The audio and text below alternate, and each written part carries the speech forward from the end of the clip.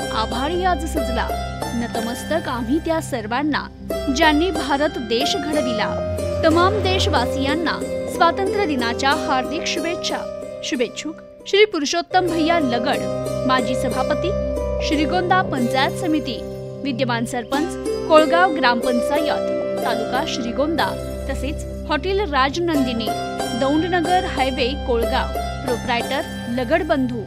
जाहिरात संकलन मुश्ताक पठाण, प्रतिनिधी न्यूज टुडे 24 श्रीगोंदा, अहमदनगर।